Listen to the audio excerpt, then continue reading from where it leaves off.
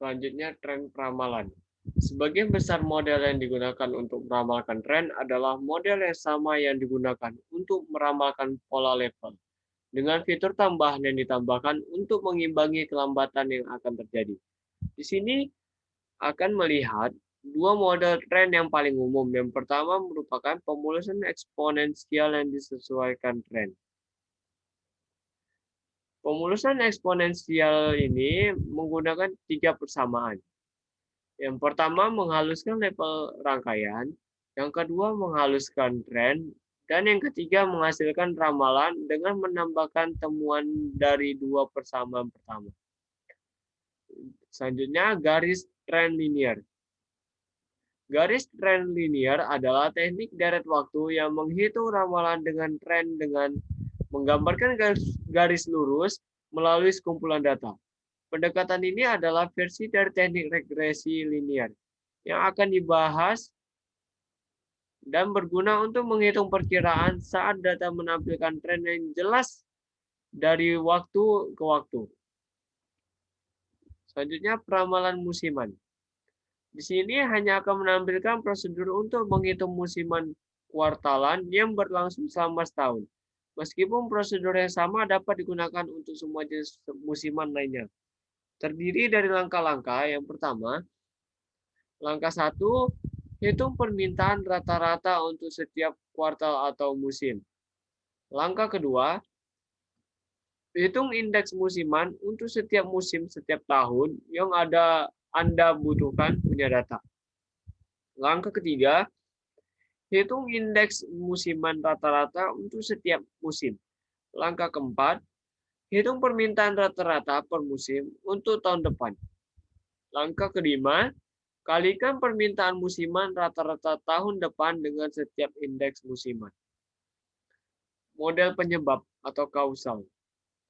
Tantangan peramalan adalah menemukan hubungan antara variabel yang diminati dan variabel lain ini.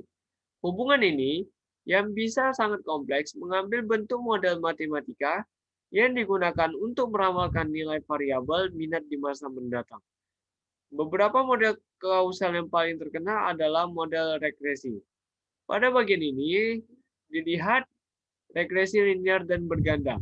Yang pertama, regresi linear.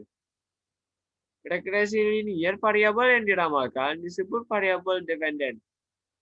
Adalah prosedur yang memodelkan yang terkait dengan beberapa variabel lain, disebut variabel independen. Yang kedua adalah koefisien korelasi, merupakan statistik yang mengukur arah dan kekuatan hubungan linear antar dua variabel. Yang ketiga adalah regresi berganda. Regresi berganda ini merupakan perpanjangan dari regresi linear.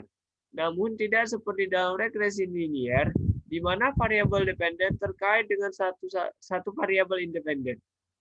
Regresi berganda mengembangkan hubungan antara variabel dependen dan beberapa variabel independen. Mengukur akurasi perakiraan. Akurasi model dapat dinilai hanya jika kinerja perakiraan diukur dari waktu ke waktu.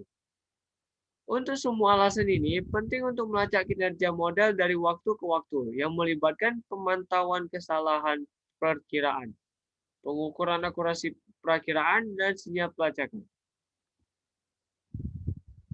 Memilih model peramalan yang tepat. Sejumlah faktor mempengaruhi pemilihan model peramalan. Mereka termasuk yang berikut. Yang pertama, jumlah dan jenis data yang tersedia. Model peramalan kuantitatif membutuhkan jenis data tertentu. Jika tidak ada cukup data dalam bentuk yang dapat diukur, mungkin perlu menggunakan model peramalan kualitatif. Juga, model kuantitatif yang berbeda membutuhkan jumlah data yang berbeda pula. Pemulusan eksponensial membutuhkan sejumlah kecil dan data historis, sedangkan regresi linear membutuhkan lebih banyak lagi. Jumlah dan jenis data yang tersedia memainkan peran besar dalam jenis model yang dapat dipertimbangkan. Yang kedua, tingkat akurasi yang dibutuhkan. Jenis model yang dipilih terkait dengan derajat akurasi yang dibutuhkan. Beberapa situasi hanya memerlukan perkiraan kasar, sedangkan yang lain membutuhkan akurasi yang tepat. Seringkali Semakin besar tingkat akurasi yang diperlukan, semakin tinggi biaya proses peramalan. Ini dikarenakan meningkatkan akurasi berarti meningkatkan biaya pengumpulan dan memproses data, serta biaya perangkat lunak komputer yang diperlukan. Lebih sederhananya dan lebih murah. Yang ketiga adalah panjang cakrawala perakiraan. Beberapa mode perakiraan lebih cocok untuk jangka pendek memperkiraan cakrawala, sedangkan yang lebih baik untuk cakrawala panjang. Sangat penting untuk memilih model yang tepat untuk horizon perakiraan yang digunakan. Selanjutnya, pola data ada. Sangat penting untuk mengidentifikasi pola dalam data dan pilih model yang sesuai. Misalnya, keterlambatan dapat terjadi ketika model perkiraan yang dimaksud untuk pola label diterapkan ke dalam dengan tren. Perangkat lunak ramalan. Di bagian ini, kami melihat perbedaan di antara kategori-kategori ini. Kemudian kami menyajikan beberapa pedoman untuk memilih paket perangkat lunak untuk ramalan. Yang pertama ada spreadsheet, kedua adalah paket statistik, ketiga adalah paket peramalan khusus, dan keempat adalah panduan memilih software peramalan. Sekian dari saya. Apabila ada kata-kata yang salah mohon dimaafkan. Wassalamualaikum warahmatullahi wabarakatuh. Terima kasih.